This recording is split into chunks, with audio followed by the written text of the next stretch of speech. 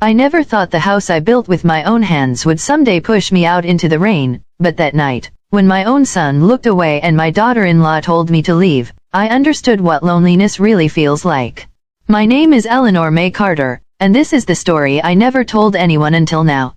My name is Eleanor May Carter, born in 1948 in a small rural town in Montana. I grew up around open skies, red barns, and dust roads that smelled like wheat every time the wind blew. Life wasn't glamorous, but it was honest. We worked, we prayed, and we survived. When I married James Carter, the only man I ever loved, we bought a small piece of land just outside Helena. Back then, it wasn't a house, just soil, a broken fence, and 2 oak trees leaning like tired old friends. But to us, it was a dream waiting for hands to shape it. And shape it we did. James hammered every nail, I painted every wall. Together, we planted flowers, raised chickens, and built a porch where we imagined our children running barefoot someday. Every inch of that house held laughter, prayers, and the smell of apple pie cooling by the window.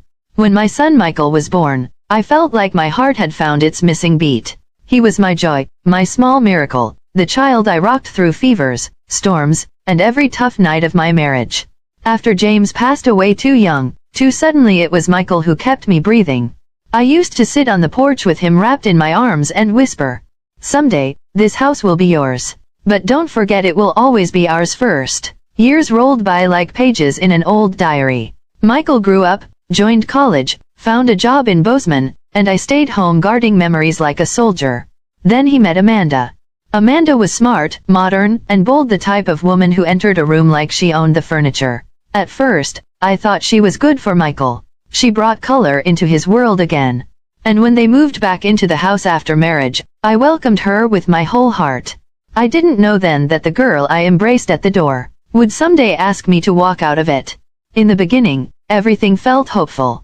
We shared dinners, laughs, weekend movies. But slowly, so slowly, I didn't notice at first, Amanda's smile became tighter, her words sharper. I heard her whisper one night when she thought I was asleep, "I don't want her here forever, Mike. We need our own space." Her was me. I told myself I was imagining things. I kept cooking, cleaning, folding laundry, doing dishes, trying not to be in the way, trying to be useful, trying to stay worthy of my own home. But hearts do break silently before they shatter loudly. And mine shattered the night everything changed.